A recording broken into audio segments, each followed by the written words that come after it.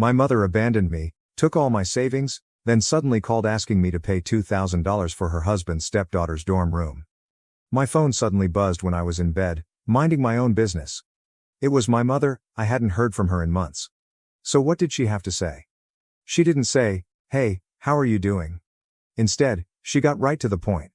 She needed $2,000 for my stepsister's dorm fees. Yes, you read it correctly. She didn't even check in, just made an abrupt demand for money. Backstory: why this is a big deal. Before you pass judgment, please allow me to explain why this is such a significant event. This isn't a typical family request. When I was 16, my mother married Mark, her new husband, and it was brutally obvious that he had no interest in me. Mark had 2 children of his own. Noah, 14, Lily, now 17. They were treated like gold from the time they entered the picture. Almost immediately, my mother began acting as if I did not exist. I understand that mixing families can be difficult, but she didn't even attempt to make it work. The stolen college fund. When I graduated from high school, my grandparents graciously gave me $22,000 to help with my future. It was the first time I had truly felt free.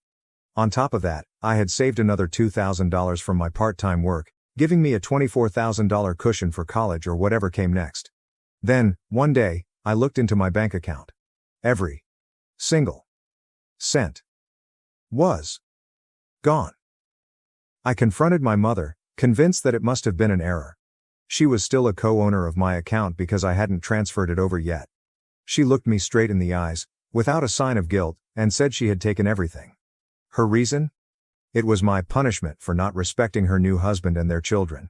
Or, at the very least, some ambiguous crap she cooked up on the moment. I lost it. She had treated my future as if it were nothing. That money was for college, my life, and she just took it. So I did the only sensible thing. I packed my bags and moved in with my grandparents, the only people who seemed to be concerned about what I was going through. What happens after that? I seldom spoke with my mother. Years later, she crawls back, move forward a few years. I just graduated college and am still trying to figure out my life. My mother called unexpectedly. Why? To ask for $2,000 to help Lily pay for her private dorm room. It appears that living with a roommate would be too difficult for her. Seriously. What 17-year-old wants a private dorm room? What happened to just coping with your roommate like everyone else? I did not even hesitate. No way. Not happening. The guilt trip begins. And how did she respond? No is not something you can say. We are family. Are you really going to refuse to help? She seldom asked how I was doing. We hadn't spoken in months, yet she treated me like I was some kind of ATM, just useful for money. I went straight to the monetary request, as if I owed her something. I simply hung up. I wasn't going to suffer through another guilt trip. The entitlement is unreal, to be honest. The entitlement shocks, but does not surprise me. This is not the first time she has done anything like this. I could have easily gone unnoticed after Mark entered the picture. She went above and beyond for him and his children, whilst I was there. Growing up, she wasn't always this way. But the moment she married him, it was as if I did not exist. She stopped asking how I was doing, stopped attending my school events, and stopped loving. She neglected to invite me over for Christmas after I had already moved in with my grandparents. However, guess what? She faxed the card. I hope you are doing well, Mom. Love is what it is. Nothing like we miss you or sorry for everything, just a simple card. Her interests were looks rather than true motherhood. Now she has the audacity to call out of nowhere and ask me to finance the dorm fees for her stepdaughter. After everything she's put me through? Not sure, not likely. To be honest, it's quite depressing. I owe them nothing after she stole my savings, left me to fend for myself, and prioritized her new family. I once wanted to be in a relationship with her. I tried to contact you back then, hoping we might work things out. Still, every time, it felt like I was talking to a brick wall. Her new family occupied her so much that she had no time for me. Despite our years of silence, she suddenly expects me to hand up $2,000 as if we're close. It's annoying, but I suppose I shouldn't be shocked. Some folks don't change. They simply take and take, claiming ownership over whatever you have. But I have learned my lesson. I'm no longer that defenseless child, letting her walk all over me. I've moved on, started my own life, and I'm not going to let her guilt trip me into paying for anything. Following that call, I blocked her from everything, and, to be honest, it feels as if a huge weight has been lifted. I cannot live with such negativity in my life. She will find out quickly if she tries to contact me again. I am done being courteous. After hanging up with my mother, I understood that was it. I had made myself very plain. Error. A few days later, I was just lying around, trying to enjoy my weekend, when my phone called. It was her once again. I almost disregarded it. What positive outcome may this have? But something piqued my interest, perhaps the faint hope that she had returned, ready for a normal chat. She hadn't. With a note of smugness, she remarked, "Listen, I talked to Mark, and we came up with a new arrangement." I could almost see her patting herself on the back, as if she were about to provide me with excellent service. She went on. "Lily definitely needs a private dorm room since sharing with others would make her uncomfortable. She apparently can only deal with shared toilets and roommates. Their great scheme? Lily would receive a lovely 2-bedroom apartment with her own bathroom. And who would they like to help fund the cost? Exactly, me. What is the total for the semester? $3,800. They said I should donate $1,000 per month. For a stepsister who hardly remembers me? They asked me to pay $1,000 a month for a room I would never visit. It was so ridiculous, I almost laughed. I asked her directly, "Why is this my problem?" She immediately went into full guilt trip mode.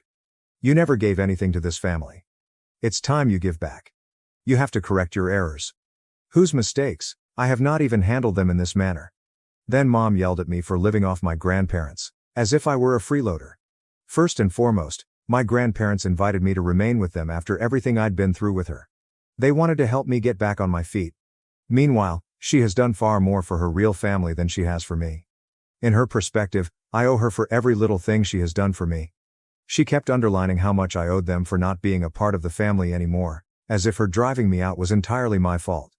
She made me feel like I didn't belong, and now she's making me feel awful about leaving that mess behind. Yes. But no thanks. My rage was seething at this moment. But rather than allowing her to drag me down into this pit of guilt and manipulation, I asked her one thing.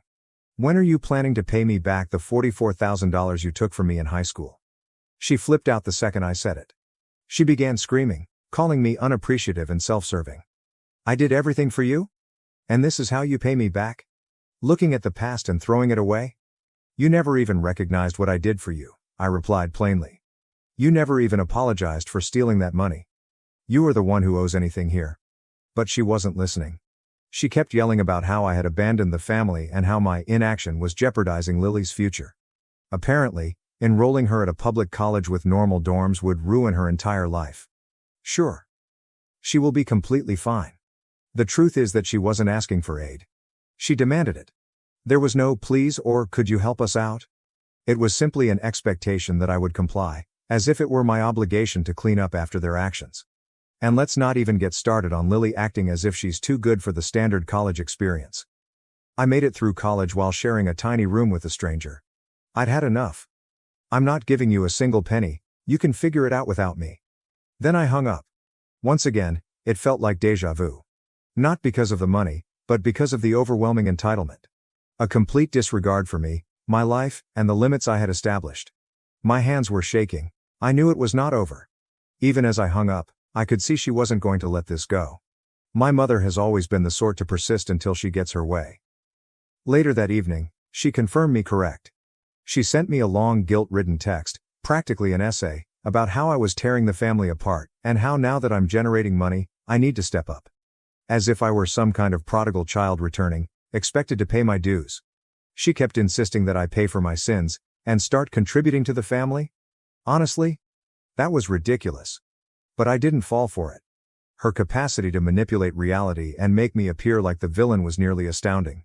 Years of dealing with her manipulative behavior had prepared me for this. I wasn't about to let her shame me into paying for something that had nothing to do with me. So I blocked her. Everything, telephone, social media, and email. She attempted to contact me in every manner possible. I just couldn't handle it anymore. I didn't want to wake up every day knowing when the next guilt trip was coming. Blocking her seemed like the only way to have some peace. It wasn't simple, however. I would like to say that blocking her felt like a clean break, as if I didn't care. But a part of me does. Part of me still wishes things had gone differently. That Mom would one day truly consider me as a child rather than a walking financial account. I doubt it.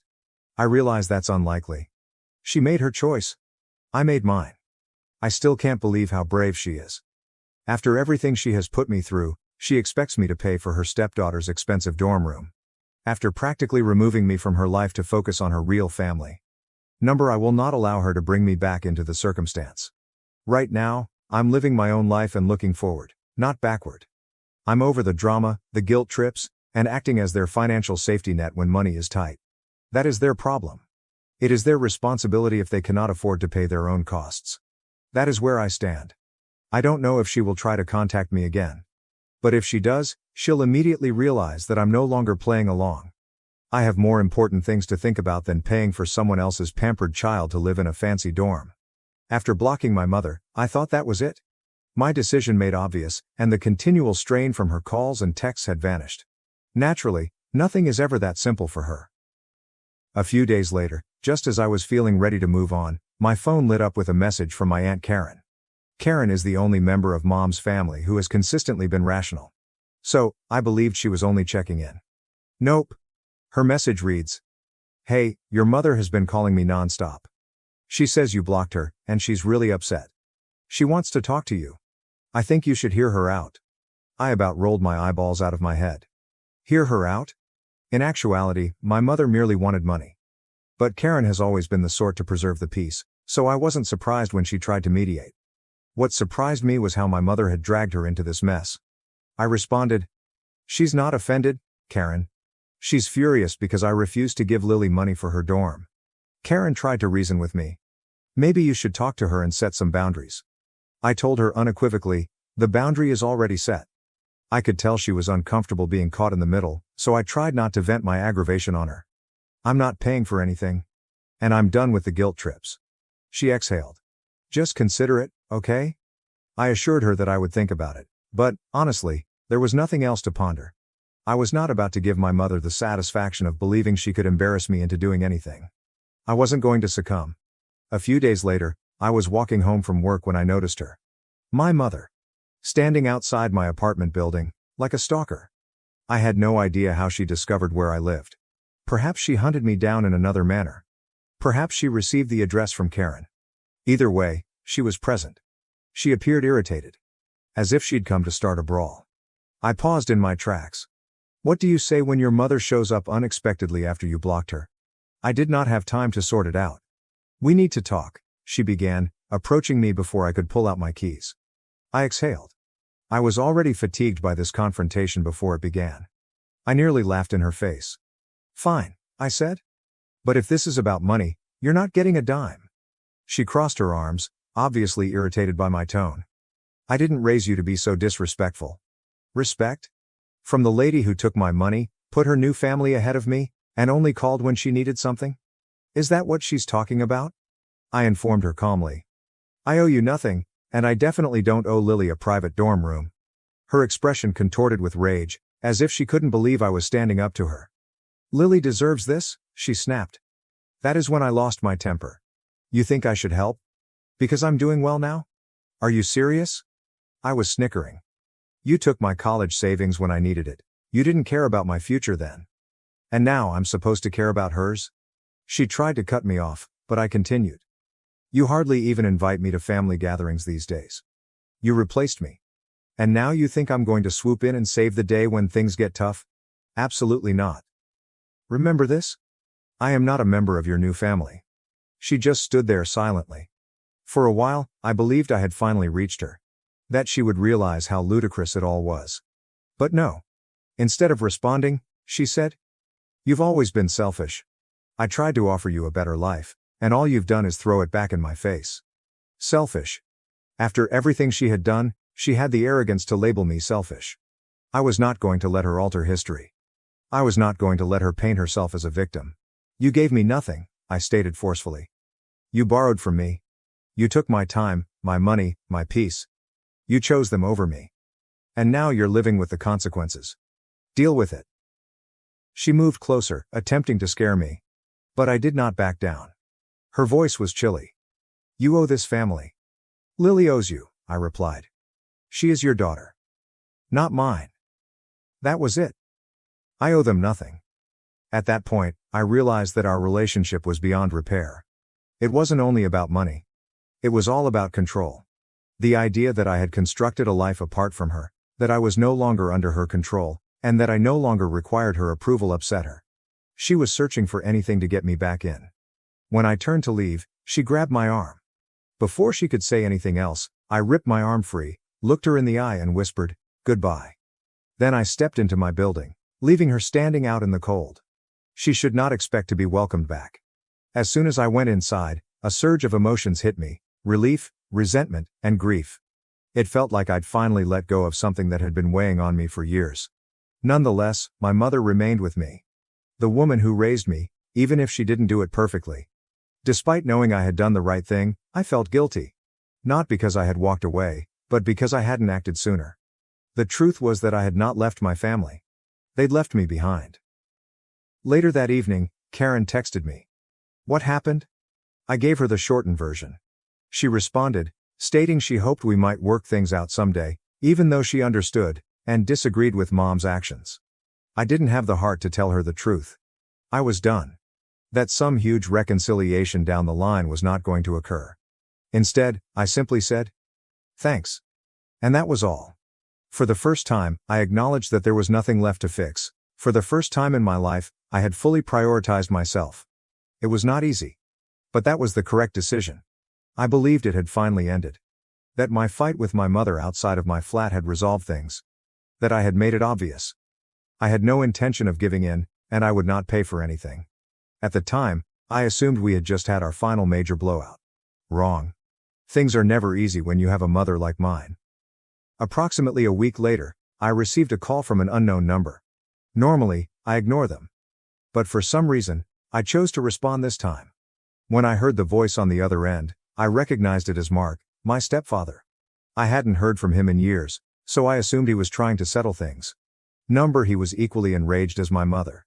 He did not waste time greeting people or making small talk. Instead, he launched right into accusations. "So, I heard you've been disrespecting your mother." I felt my jaw tightening. My instinct was to hang up, but curiosity got the best of me. I wanted to see how far they would go with this. I kept my voice even and said, "I'm not disrespecting her, I'm simply not giving her money." He gave a sarcastic laugh. I could almost hear him roll his eyes. "You think this is about money? This is about family? Here we go again. You abandoned your family. And now you're neglecting Lily when she needs you." I could feel my patience slipping, but I kept my voice calm. "Look, I didn't abandon anyone. You pushed me out years ago, and Lily is not my responsibility." There was a pause. For a brief moment I hoped he'd finally understand. Of course, he didn't. "You're selfish," he said, his voice full of hate. "We've done everything for you, and how do you repay us? By turning your back on Lily and your mother?" I almost laughed aloud. Everything? When their lovely little family was complete, they rejected me. They stole from me, neglected me, and treated me as an afterthought. I'd had enough.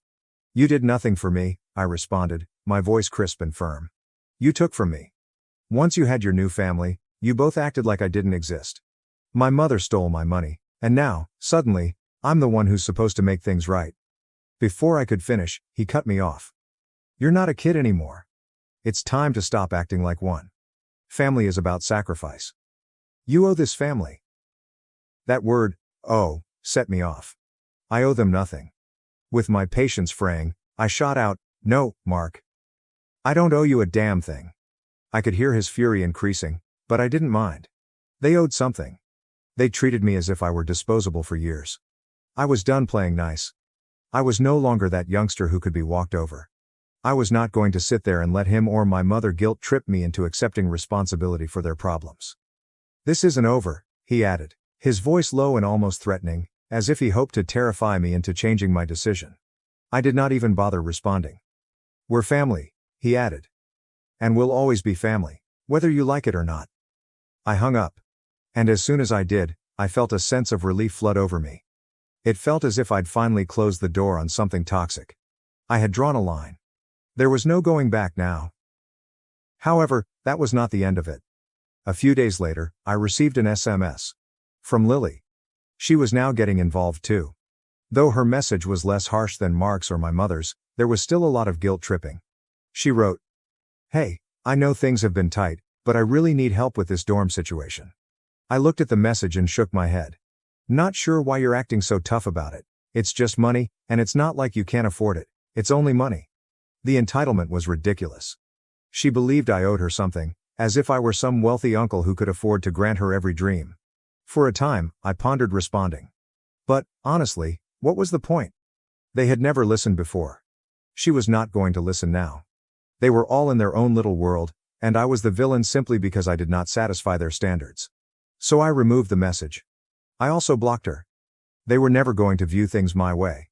No matter what I did, they saw family as a one-way street. They took. They never gave.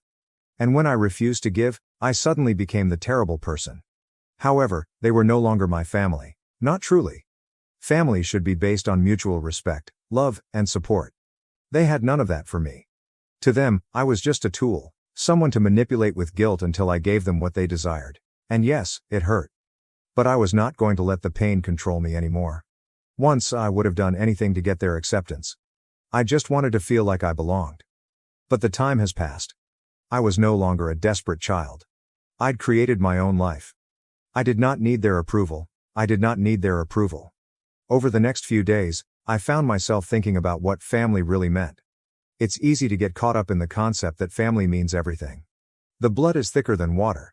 However, sometimes the people who share your DNA are the ones who harm you the most. And when that happens, you have to make a decision.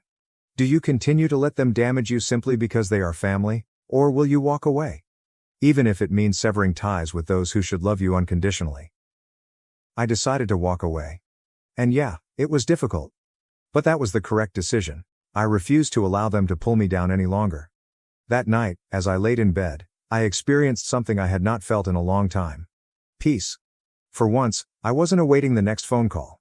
The upcoming guilt trip. The next request for money. For the first time in years, I felt liberated. And to be honest, it felt fantastic. A few weeks passed without any further problems. I was working, going out with friends, and just living my life. For the first time in a long time, everything seemed normal. Then one day, after work, I discovered a note in my mailbox. There's no return address. Just my name on the front. At first, I considered tossing it. But something about it felt odd. So I opened it. And guess who it came from? My mother. But this wasn't a card. This is not an apology. Not even an ordinary letter. This was a legal notice. She actually attempted to take me to court. Over what, you ask? Familial responsibilities. Apparently, Mom had concluded that I was financially liable for Lily's college fees. Because we are a family. And she was attempting to present it as some type of legal responsibility.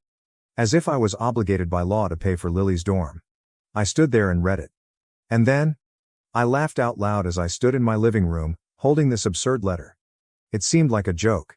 It was so outrageous, so absurd. But this was not a joke. She had indeed consulted a lawyer. She had them prepare a full document, claiming that I owed her money.